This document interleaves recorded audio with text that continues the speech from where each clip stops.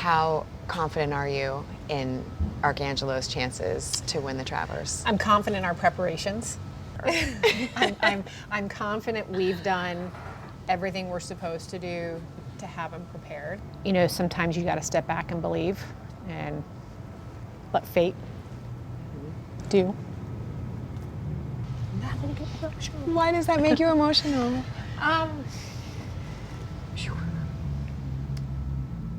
I probably don't have a great answer. I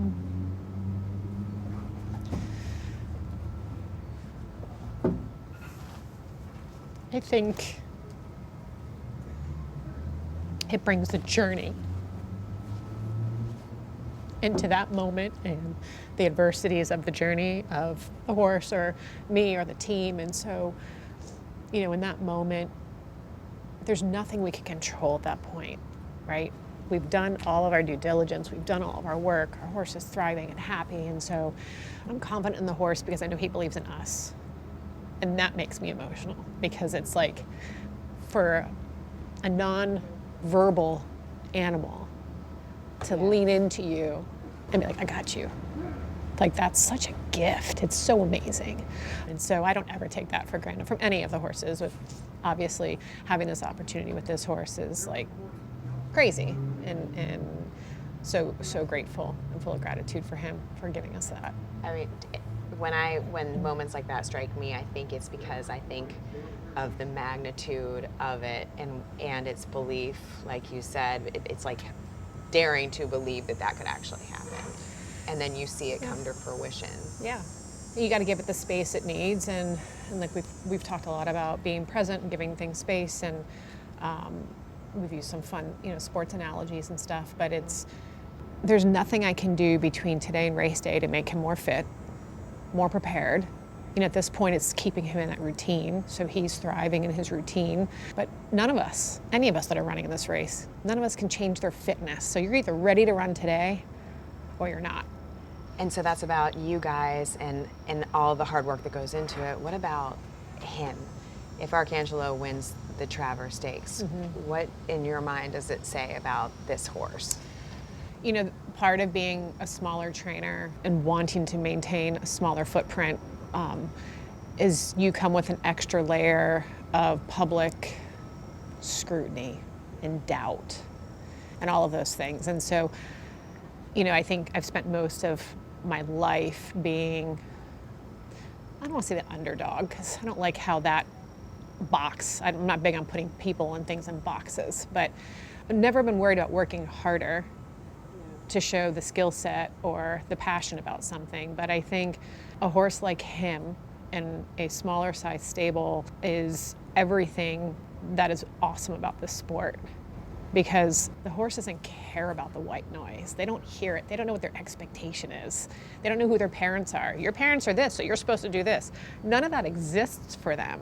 We humanize that to them, and we want to put that on them, but it means nothing to them. If you're good to your horses and you're doing your job and they're talented, it doesn't matter whose barn they're in. You know, I'm not deaf. I understand the chatter.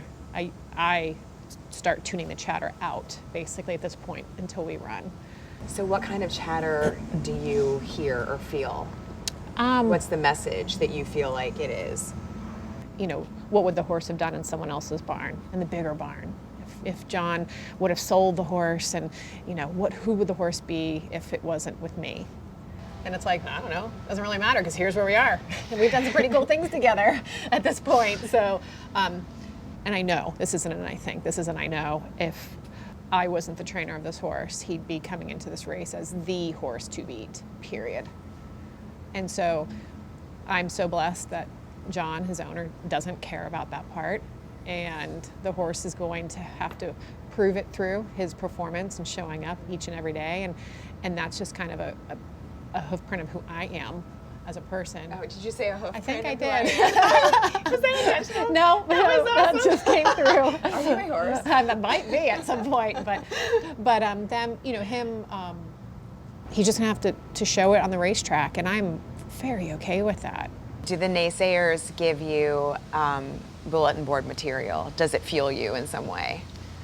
There's a little fuel there. There's a little fuel there of, okay, watch me. I'm going to stay quiet, let my horse do the talking, and let him go prove it out. I'm fascinated by the length of time from when, he ran last, the Belmont 11 weeks ago. What is it about that makes that, you think, the best decision for Arcangelo? With running closer together from the Peter Pan to the Belmont, he's just a kid and needing time to continue to mature and grow up and become stronger and, all of the things that come with raising a young horse. And so we are super hopeful to have a 4-year-old career with him. And so it's just been a very patient process of let's give him the space that he needs. And the horse has leaned into how we train. He's ready.